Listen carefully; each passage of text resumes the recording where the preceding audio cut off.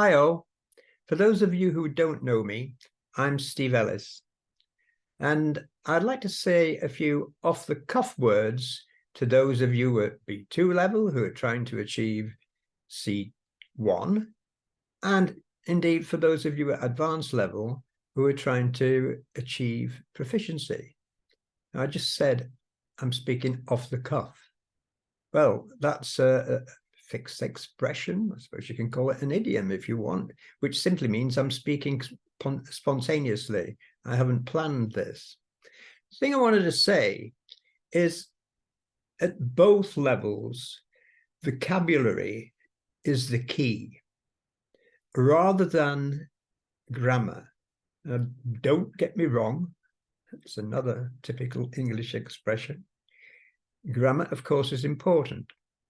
But by the time you've finished B2, you've got most of the grammar that you need. There are only, you've got all the tenses, there aren't any more tenses to learn, but of course there is additional grammar. And it's not particularly difficult.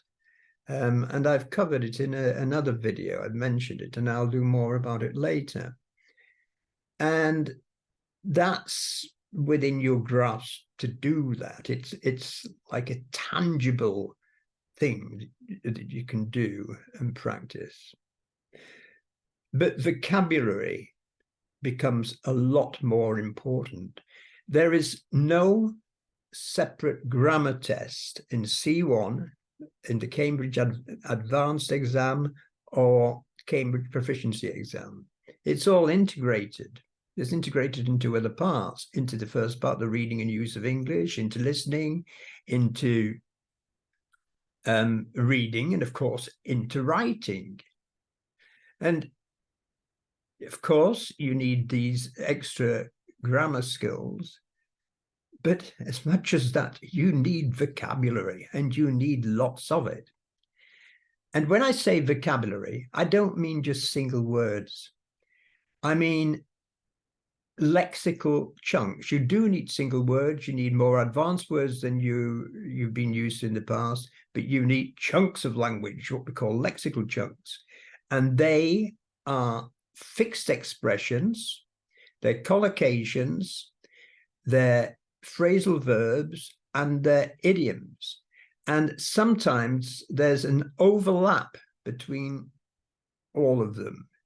An idiom, you know what an idiom is, but phrasal verbs you'll find in fixed expressions. You'll find idioms in fixed expressions. You'll find collocations in fixed expressions. There are even others who say that everything is collocation, words which go together. What do I mean by fixed expression? Well, let me think. That's a fixed expression. I wouldn't have thought so. Yeah, well, I haven't a clue. You know, instead of saying I've no idea, it's up to you. You know, what do you think? I'm not so sure about that. Yeah, well, if you like, yeah, you can say that again. Oh, well, who would have thought it? All these are fixed expressions, and we use them all the time. They're implanted in us from when we were little as native English speakers. You know, we didn't learn grammar till we went to school. We'd got no idea what a noun or adjective was and so on. There are things we picked up from our mum and dad, from people around us, you know, literally very basic stuff. I like, may I have, can I have, I want, and so on. And then, of course, it grew. And we just absorb them. Now, as you grow older and you're an adult learner, you can't do that. And you have to build on a structure. So you've got to learn the grammar. You need the skeleton. But by the time you have completed first certificate or the IELTS equivalent and got to the end of B2 level, that skeleton is fairly rigid, if I put it that way. You've got it, but there are some bits to add on, and they are important. But the skeleton's no good unless it's got any flesh on it, and the flesh is the vocabulary. And as I'm saying, it's not just single words, it's all these lexical chunks, the colloquial English, sometimes the slang, the things which we just throw out automatically. Interestingly, I had a conversation with a Ukrainian teacher earlier today whose English is excellent. She's actually corrected me on a couple of times. I've made a mistake, which is a bit embarrassing, but she's at proficiency level and her English really is very good. But she said that she's realizing that she's losing some of the colloquial English.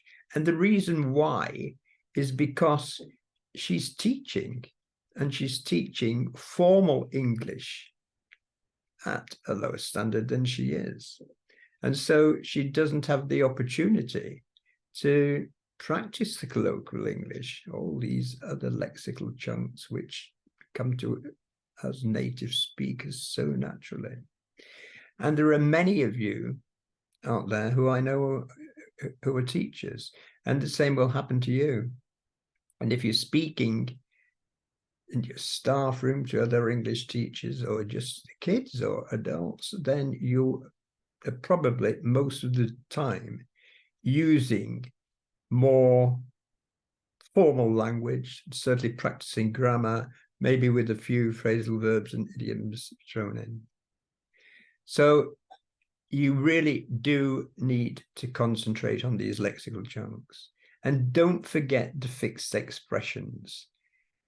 It's easier to define what a collocation is, words which go together, and what an idiom is, of course. But idioms include lots of things which you wouldn't think are idioms, but they are. I posted about one the other day, which just thrilled to bits, which is like over the moon, but I don't really often say I'm over the moon. I might say I'm thrilled to bits, and that's an idiom. And then phrasal verbs. And phrasal verbs, the same phrasal verb can mean many different things. It's all quite complex. But you know what those are? But fixed expressions, these just snippets. It can be a sentence, it can be a phrase, sometimes it can just be a single word, then they are so important. So try and find resources, try and find material, try and do reading and listening. It doesn't have to be mine. You can find it anywhere that you can. Try it. Okay, that's all I've got to say. One place you will be able to practice is if you come to our Chatterbox Zoom sessions. They're great, they're fun, they're relaxing, they're good value.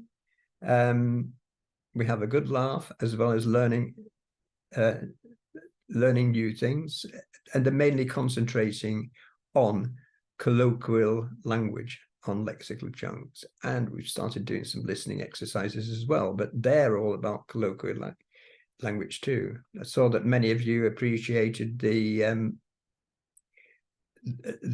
dialogue I recorded and found it amusing. Well, that was colloquial language using fixed expressions and idioms, the kind of way that we speak to each other. All right, that's it. That's all I've got to say. It'd be lovely if you do join the Zoom workshops. Everyone who's there finds them very worthwhile.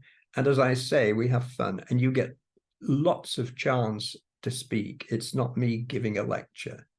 I give advice, but I love it when participants are coming up with their own ideas.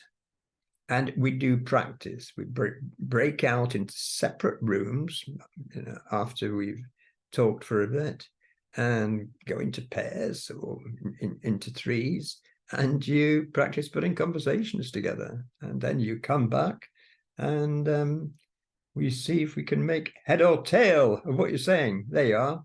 There's another idiom, head or tail, but it's also a fixed expression. I can't make head or tail of him. I don't know. Don't have a clue. But yeah, they're good value. Right.